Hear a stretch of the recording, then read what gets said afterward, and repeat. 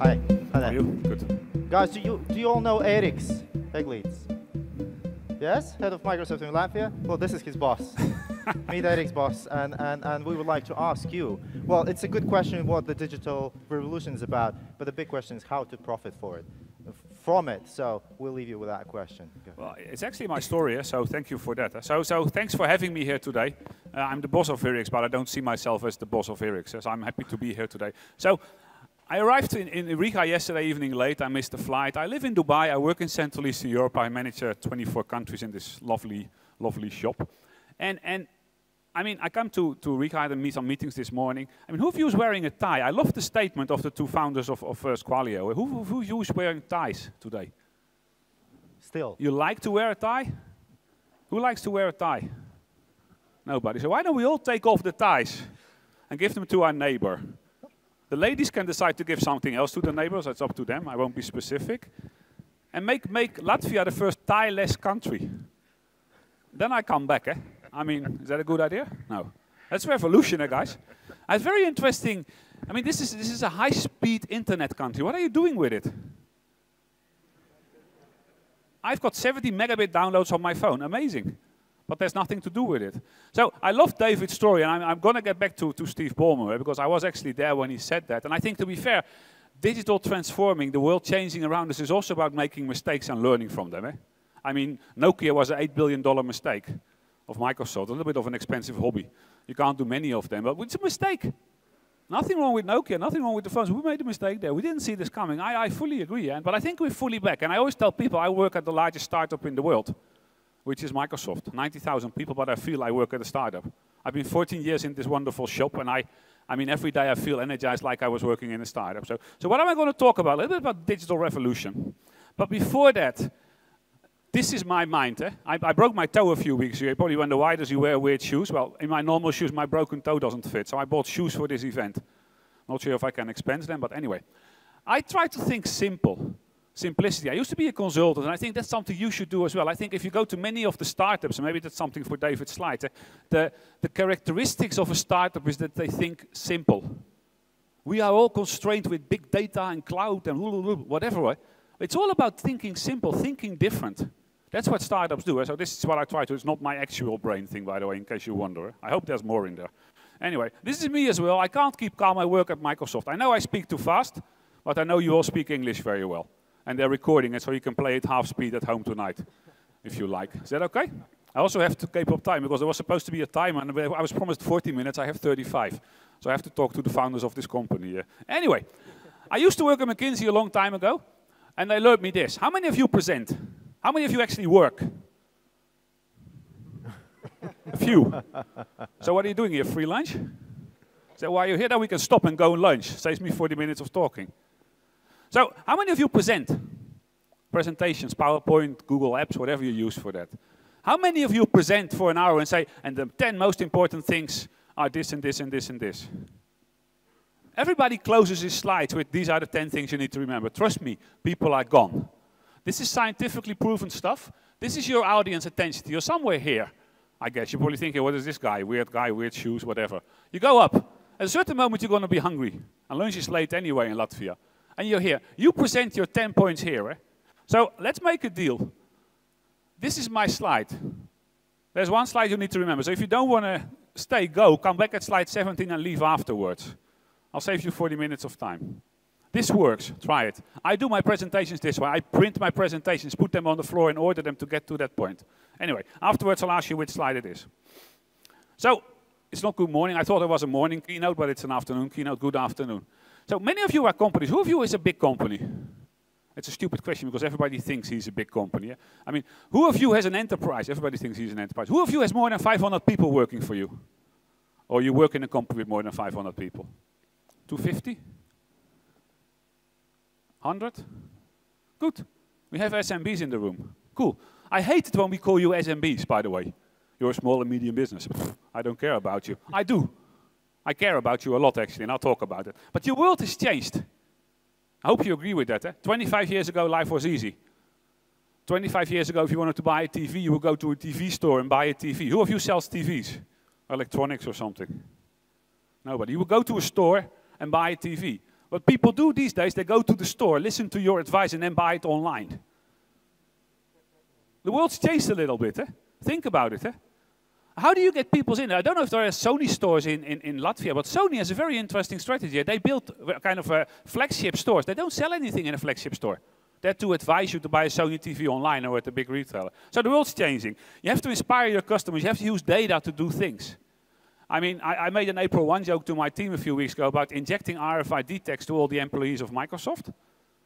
And people were shocked. I said, oh, it's easy. We know where you are. We know what you're doing. We know when you drink coffee, blah, blah, blah. No, privacy, blah, blah, blah.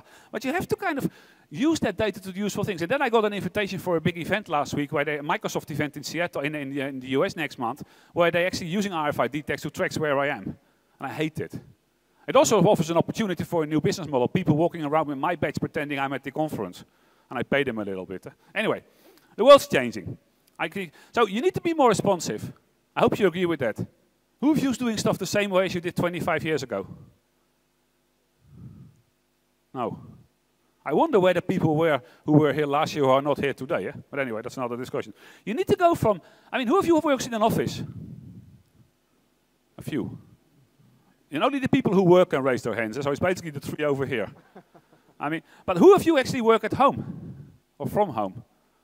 Do you agree that you're more productive from home than at the office? I am. I love to work from home in my shorts with my kids. Sometimes I'm in a conference call, and halfway the call I think it's boring. I go downstairs, swim with my kids, and half an hour later I come back up and close the call. So it was a great call, guys, and nobody notices the advantages of working from home.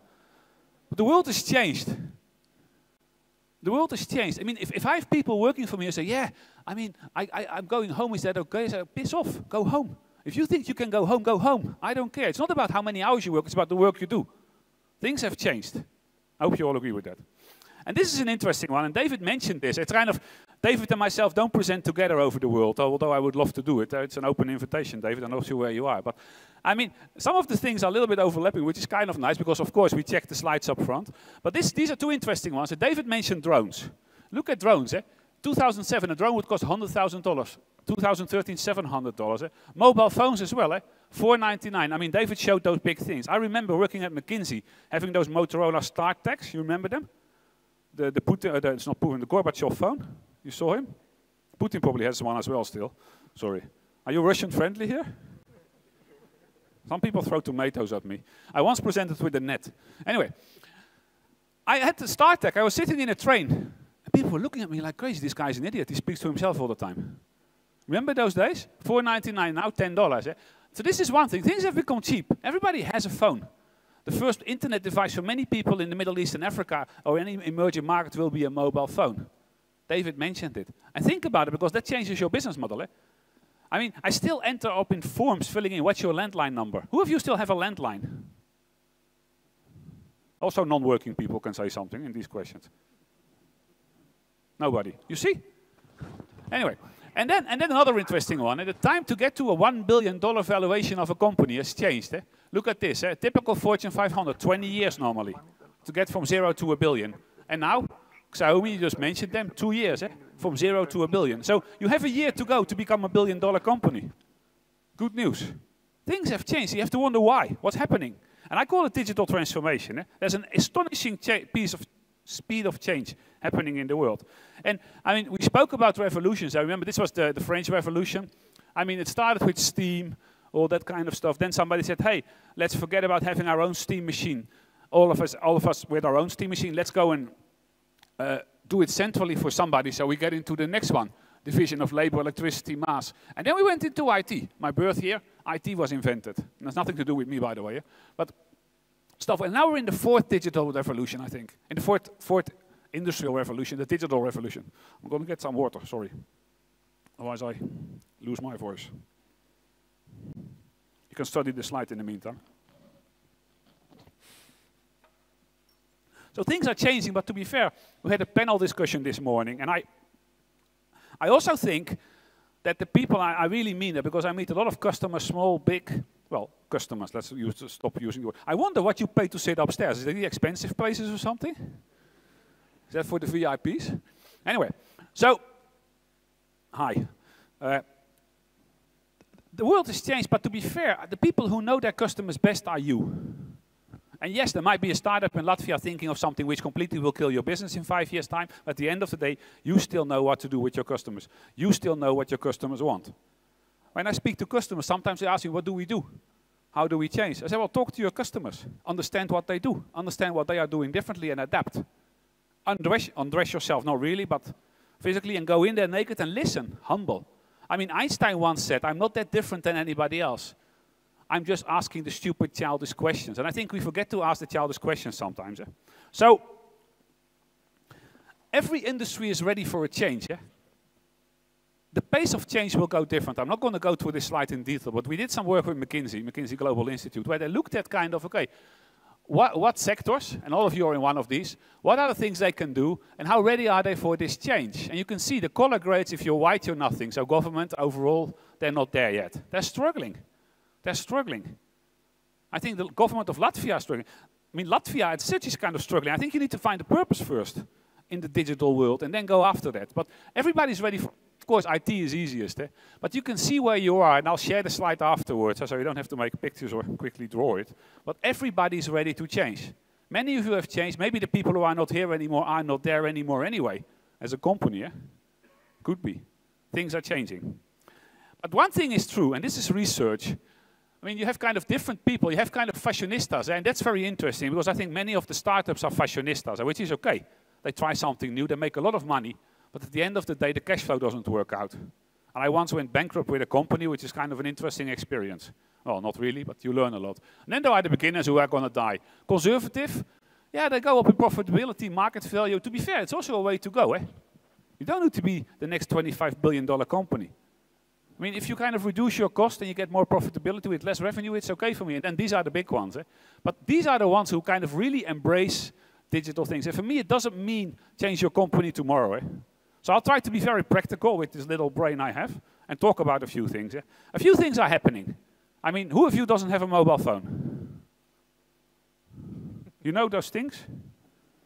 Is this Latvian that you don't respond? Yeah. Okay, it's very interesting. I've been working in many places in the world. If you're in Saudi Arabia, people look at you like I'm going to kill you when you leave this room. I mean, Latvians don't use. Dutch people, I'm Dutch. Dutch people, I would, yes, me. You know what I mean? They're very active. But anyway, I'll park you somewhere after this session. Mobile phones, they're here. People have mobile phones, not you. Data.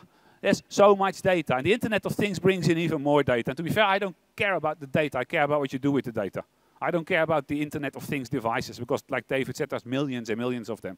I mean, I read some research a while ago. You know, cats or dogs, they walk around and they pee in every corner to mark their territory.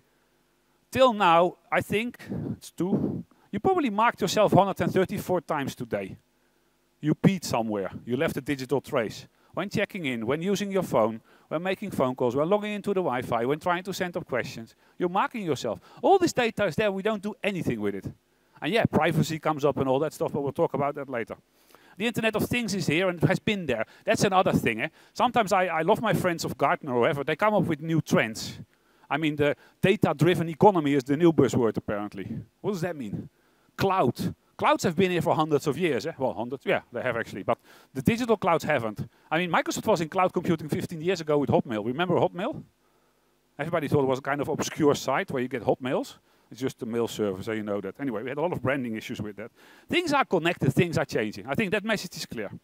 But to be fair, for me, it's not about changing for change. This morning in the panel I said, when I talk to customers, I say, yeah, we need to go to the cloud. I said, cool, what are you going to do in the cloud?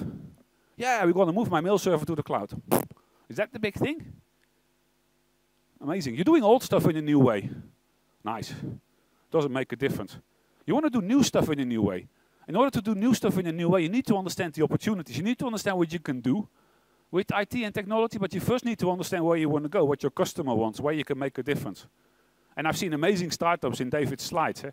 And these are all people who think differently. But many of them are people outside of the existing branch, which I love. But at the same time, you have so much knowledge of your customers. If you've been a butcher for 25 years, you know meat, You know what I mean? So what can you do different? Think about that. Think about your customers. And David mentioned a few. It's kind of interesting. But there are many, many examples. I'll talk about Microsoft.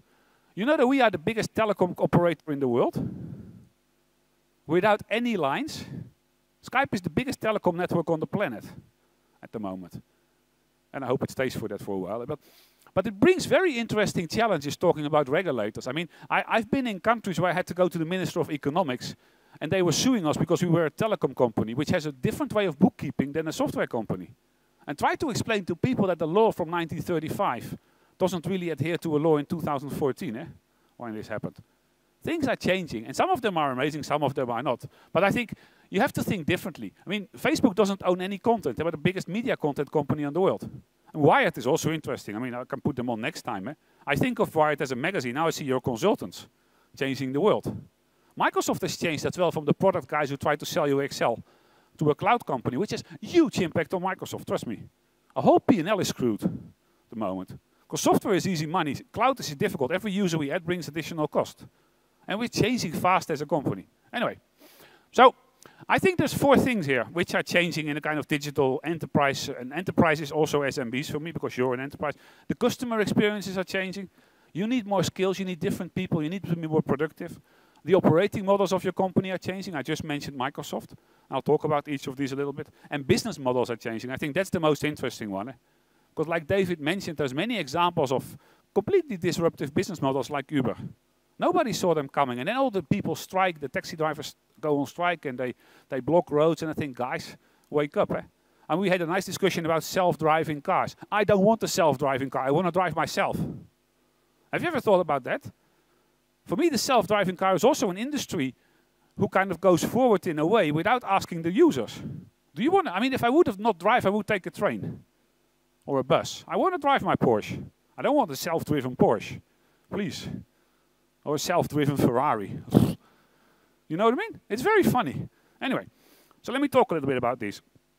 It's about customer experience. It's about engaging your customers, giving them new experiences. I mean, if you're a butcher, you can have a virtual tour on the farm where the cow gets killed. I'm not sure if that's the good stuff to do, but you know what I mean. I mean, if you want to empower your employees, you need to kind of skills, productivity. You need to kind of make sure that they do the right things using the data you have, and I'll talk about that. Optimizing your business by using different operating models, going to the cloud, for example. I mean, how many of you is a finance guy in this room? 1 of the 3? Okay, so 30% of the people are finance. 30% of the working people in the room are finance. Cool, that's nice statistics, big data. And then last but not least, I mean, transforming your products, going with the time. I mean, how many of you make something? What do you make?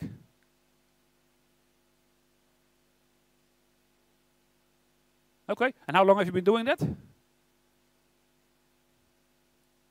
Is it changing?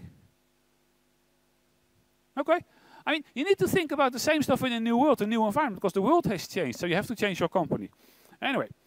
So let me talk about it. If you want to change, it starts with not being happy. Who of you thinks he or she can go on for the next 10 years by doing what you've been doing as your company? Nobody from the government in the room. Okay, good. But you have to kind of have a vision where you want to go somewhere. If you don't know where you're going, any road will take you there. I speak to companies a lot. Yeah, we need to do this, we need to do that, we need to do this. Even within Microsoft, we have the messaging. You need to go to your customer, sell them Azure. For what? I can tell you, my biggest problem at the moment is that I've sold Azure to you, and you're not using it. And Azure is like milk. You know what Azure is, by the way. Sorry, I'm not. Azure is kind of platform as a service in the cloud. So it's kind of the building blocks to do all kind of stuff. You can have your databases in the cloud and everything for the non-techies. But I have Azure, which expires after a year. If it's not being used, the money is gone. So you give me $100,000. You don't use it. At the end of the year, the $100,000 is gone. And what's the story to you? And that's the same with you. You have to know where you're going. If I sell Azure, I tell my teams, Eric knows that, don't sell Azure if you don't have a plan. Because you're going to shoot yourself in the foot. I had to go to Saudi Arabia 2.5 years ago to explain to the CEO of the King Amalia University why $5.5 million of Azure vanished after a year. $5.5 million. I can tell you there was a tough discussion, especially in Saudi, because they put you in jail for anything. But it's very funny. You need to have a vision where you want to go. I had a discussion with the Minister of Economics this morning. He said, so where do you want to be in 5 years? What's the plan? What's the puzzle? What's your vision? Put it in puzzle pieces and then go. And then you have to start doing the first things. How many of you are using cloud today? So now SQUALIO, you have to pay attention and grab the people who are not. All of you are using cloud today, so you don't have email. You're not in the internet. You have no Gmail. You're not using search. You are in the cloud there for ages, but you don't realize. So, this is my slide, by the way. I mean, the future is already here. I hate to speak about the future. In Microsoft, we talk about transformation. And I always ask people, so when are we going to transform? And stop talking about it. I think it happened already. Like any industrial revolution. I mean, I mentioned the phone. I mean, I get 300 emails a day from Eric's and his friends. 300 emails a day. It's scary, and I manage them very well. I don't have an empty, that's a rule, I have an almost empty inbox every day. I'm very fast, I delete, I read, or I reply, and thank you. But I didn't get 300 faxes or phone calls 25 years ago, a day. Trust me. But I'm used to it, the world has changed. So, let me talk a little bit about some of the things, and David showed a little bit of the video already. I just want to show you a video about HoloLens. I mean, wearables, who of you have a wearable? This is a watch, this is an Android. I actually use an Android phone as a Microsoft, yeah, it says it all, I guess. I love Android, I love the operating system. Actually, the Microsoft applications are amazing. A little bit of advertising, but wearables are everywhere. I mean, I don't know if you know this video of those 3 guys sitting in a sauna. You know, the hot thing from Finland. And then suddenly you hear, you should look it up on the internet, it's actually Hurricane. And then a guy gets a fax. That's the future, I don't spare the details, watch the video. But wearables are coming, and they will change, because still I think wearables look like old wearables. I mean, look at the Microsoft band, it looks like a band. Why can't we come up with something nicer? Look at the Apple Watch, it looks like a watch. We use existing things to kind of redefine the future, and I don't think that will work. But anyway, things will change. Look at holographic computing. How many of you have seen HoloLens? Good. Is there TV in Riga?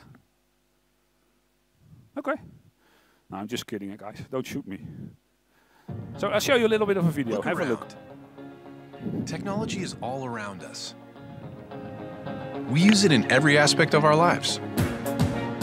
It enables us to do amazing things. But what if we could go further? What if we could go beyond the screen? Where your digital world is blended with your real world. Now we can.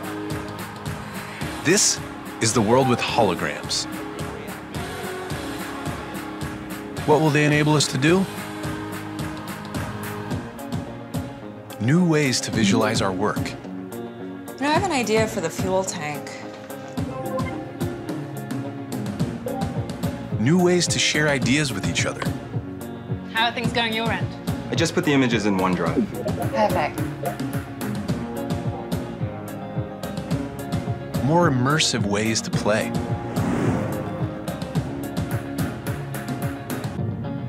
New ways to teach and learn. So put the new trap in the place of the old one. Now what? And tighten here and here. New ways to collaborate and explore the places we've never been. Look at this formation. Let's take a closer look.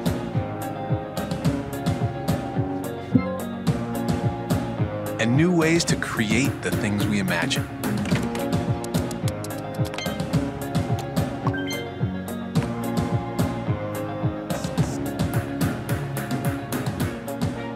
Because when you change the way you see the world, you can change the world you see.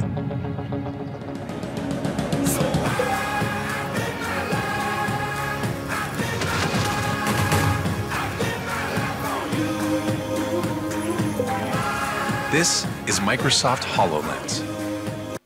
So, you probably think, yeah, this is science fiction. It's not true. Those devices are available today.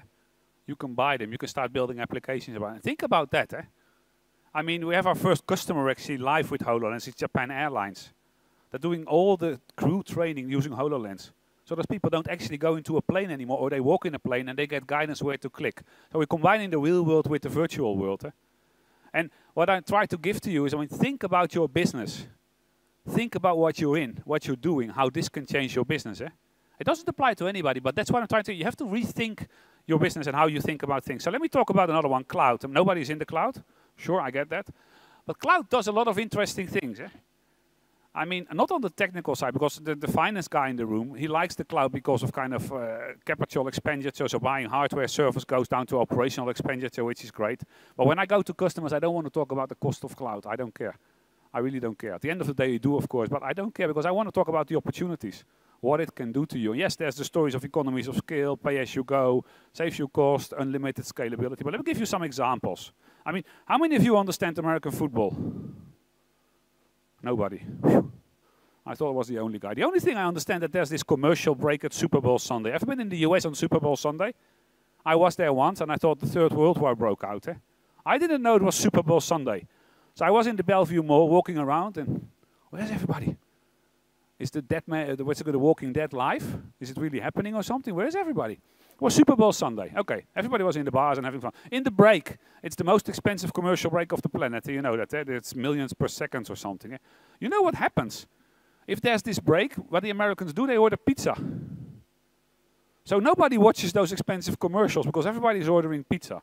So Domino's Pizza, for example, had an issue. They had IT, they had a website for online pizza. How many of you have an online shop for real-time delivery or stuff? How many of you actually have a shop that went overloaded once because you had a hot, cool product? What happened to Domino's Pizza? Every time in the Super Bowl, the site was unreachable, so they couldn't sell pizzas. So what they did, they moved their site for those 15 minutes a year into the cloud. The rest of the year they do it themselves. 50 minutes a year they give the site to us. And we promise them unlimited capacity for 50 minutes. After the 50 minutes they go back to their own servers again. Which is amazing, Because in the old world they would have had bought IT capacity for the maximum peak they would ever had, which would be those 50 minutes a year. You know that 63% of your servers is not being used now? 63% of your servers is not being utilized on an average in a data center. Which is crazy. So cloud changes the world. Another example, this is a company from Bulgaria, a startup actually. But again, I don't think startups are the people who are going to change the world. They will inspire others to change the world. That's why I always say and think. This is a company who makes, how many of you go to the gym to actually do something, not to look around? You see? Everybody stops their hands down again.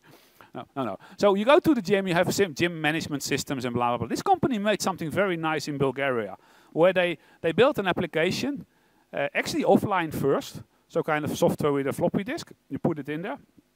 You install it, it manages the club, so you can check in, they know who you are, they know what you've done, it prints your personalized schedules, blah, blah, blah. Then they went to the cloud in Bulgaria. They said, hey, let's host this and sell it to more Bulgarian companies. Then they went globally. And now they're actually expanding a few countries a month with this solution. They translate it into local language, they're adding wearables. It's still a 7-man company in Bulgaria, in Sofia. And the cloud offers that. Cloud allows you to go cross borders. Interesting, I had a whole discussion this morning about Latvia in the internet economy or whatever you call it. I personally have doubts if the concept country belongs in the internet world, to be honest. Look at China, they try to put borders around the internet. It doesn't work. People have VPN and all that stuff to go through that. But I mean, you have to think beyond borders. You can do things you could have never done before. Because in the old days, when there was no cloud or internet, those guys had to go to every country, open a franchise, train people, ship the software, etc., and sell it. A little bit like Microsoft. In the cloud world, you do it from one location with the same amount of people. I can give you 25 examples. But you can do things differently. And you have to think about that. So, business models. We talked about the Internet of Things. And I mean, yeah, the Internet of Things is big. I get it. But for me, it's not about the things. It's about the data.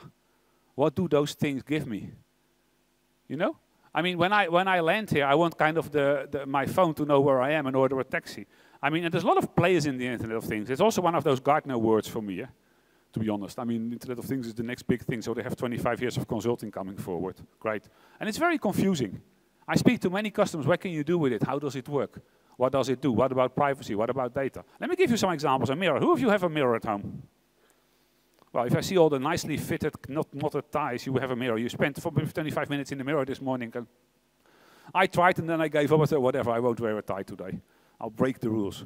But we have research labs in Redmond where we do Microsoft research. What's going to happen? Within a few years' time, and Walmart is actually doing this. Anybody knows how the barcodes got introduced into the world? You know the barcodes on products? You know how that happened? Walmart is the biggest retailer in the world. They said X years ago, they said, look, everybody's supplying to Walmart. You have to have barcodes on your products, otherwise you're out. Everybody put barcodes on the products. Walmart said the same. I don't know the date. I think it's 2019 or 20. They said, if you want to deliver to Walmart, all the products you deliver to us need to be trackable, traceable. So they need to have RFID or whatever kind of technology. They're experimenting with different technologies at the moment. So within a few years, everything you wear will have a kind of recognizable thing in there. Internet of Things, Internet of Your Things. You can say, yeah, that's bad. I don't know. It would have told me this morning, if I would stand in the mirror and taking off the tie, the mirror would have told me, Michael, you're going to meet the Minister of Economics today. You might better wear a tie.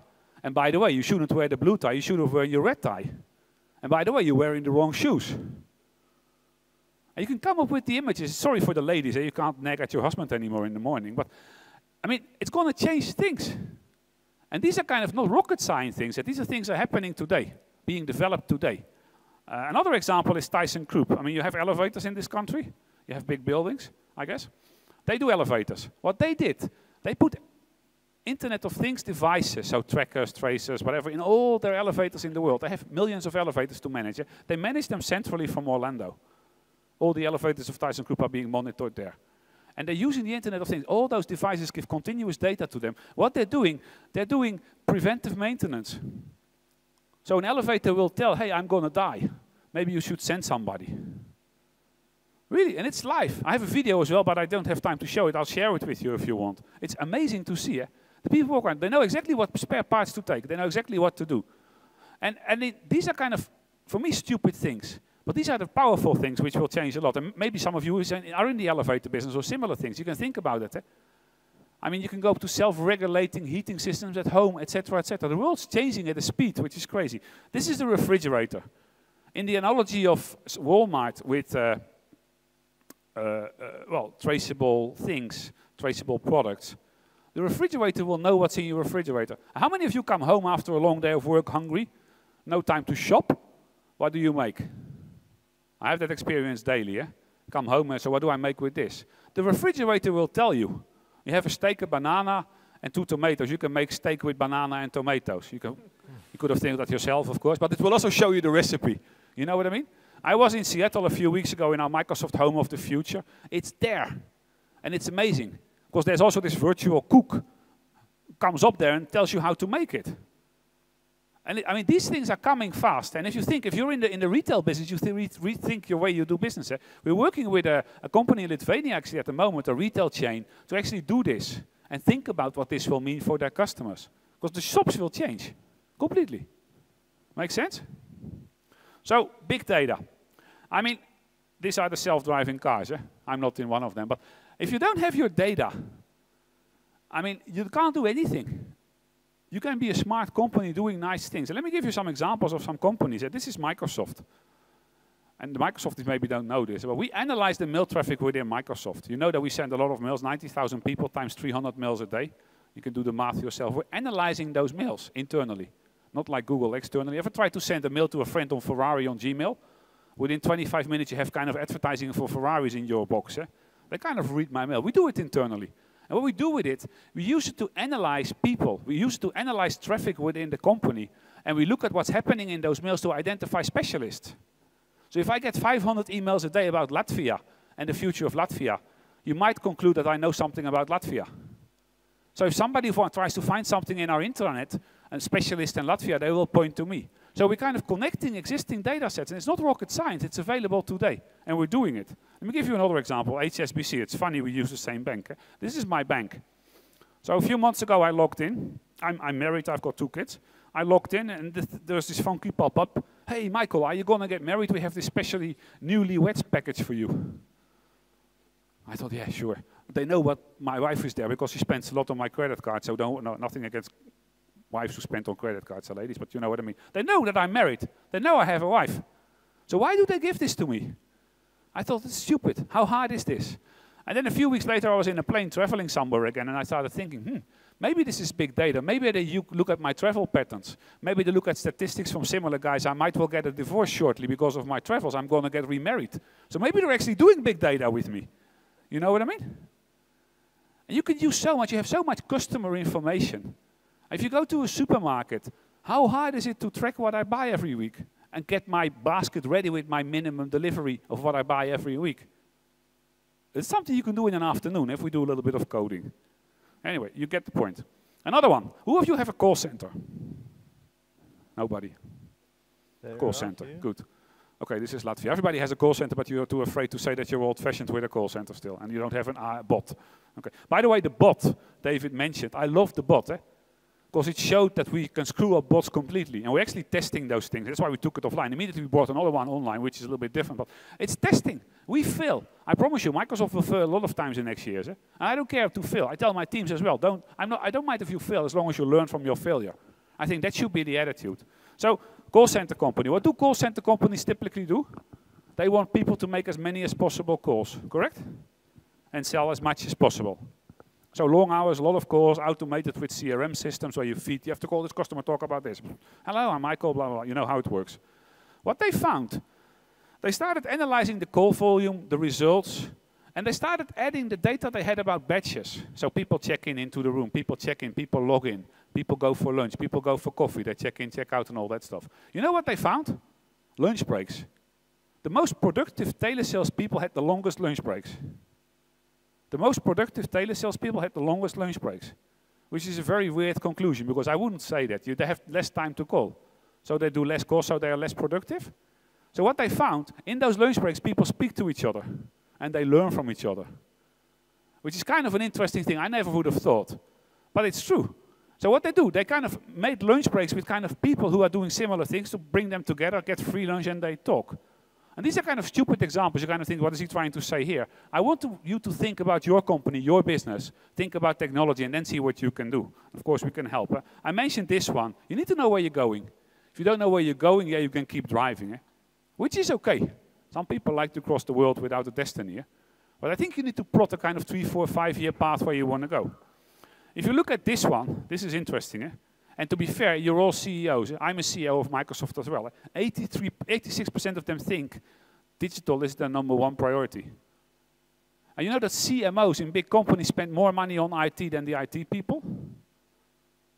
Why? Because they use big data. They buy tool systems for that. And I think the possibilities are endless in this changing world we're in. But I think you have to do it yourself. And stop talking about it. I'm not a talker. I talk too much now, I know that. But, I mean, let's go and do things, because talk doesn't cook rice. Thank you very much.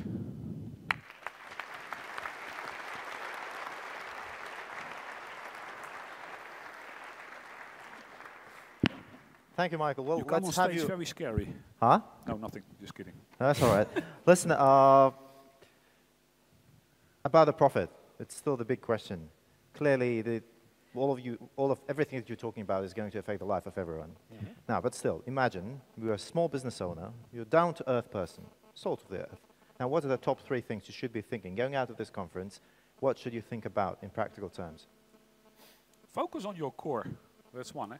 I mean, most of you probably have an IT service or IT service provider. IT shouldn't be something you're worried about. IT should help you. So I would look at that going into the cloud Office 365 or whatever. Get rid of your service. Make it as a service. Many of SQUALIO does it, but many other companies do it. They offer IT as a service to you. You pay per month, per user, and that's it. No worries. So get rid of your hardware, number one. No, get rid of it, but I mean, minimize it, yeah. I would reimagine your business by reimagining your customer. Take off 1 or 2 days and just think. Because I know myself, I'm a bit too busy every day and the speed of light of stuff I have to do. Sometimes I think. Once a month I have a thinking day. Think about it. Look around you. Try things. Play things. Look around things happening around you in business models. And the third one I would say is partner. Partner with similar companies. Partner with different companies. Because I think by bringing synergies from different backgrounds, industries, whatever, you can create new things. You don't have to be a startup to change the world.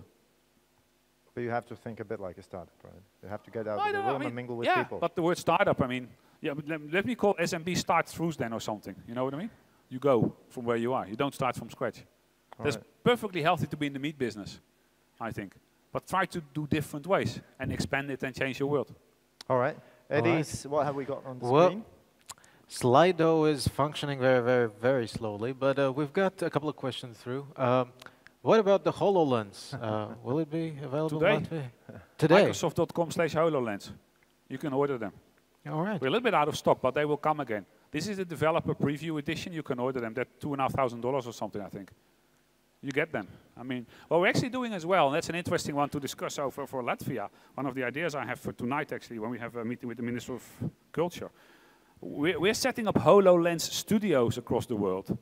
So where consultants from Microsoft will work with startups, with companies, with other companies who have great HoloLens ideas to kind of build the HoloLens experiences and the HoloLens applications. So yeah, if you're HoloLens interested, you can get them. Well, All right. good stuff. I think we should give you some time to also have a rest and chat to other people. Let's say... Oh, there's another another one coming in. How do you teach a company with 90% of old dogs new IT tricks? Have Yeah, you? it's an interesting one. How do you do it in your startup called Microsoft? I mean, look, if you don't want to change, you don't want to change, eh? Let's face that as well, eh? I mean, if somebody is very change resistant, I think you'd have a chat with the person. Not everybody needs to be a leader. But if you're an IT guy who sits around this Exchange server with his hands around it and refuses to let it go, and maybe you should just let the guy go with the server. You know what I mean? I mean, come on, eh? I mean, let's face it. Those people are blocking your company's innovation, your company's future. So the old dogs, maybe you should go and walk in the park and then tie them on a tree and run back to the office, eh? You know what I mean? No, but you know what I mean? But it's all about, I mean, I think you can excite the most change-resistible person with the right story. I think that's where you need to invest. I know, I mean, it's very scary, because sometimes I feel bad for IT people. I mean, I've done big companies where we moved the whole data center into the cloud. So the whole data center became redundant, with 600-700 people working in a data center, big banks. In Belgium, for example, we did that. I feel bad for those people, eh? Really. But hey, I mean, the world's changing. I can't hold hands off everybody, eh? And many of them find new jobs. I mean, also, if you're an Exchange administrator sitting around your server with your hands, you should have looked at the world around you 10 years ago and started developing yourself, I think. Anyway, that's my blunt view. Thank you, Michael. Thank you. It's been great. Half an hour. Thank you. Sir. Thanks. Cheers. Thank you very much.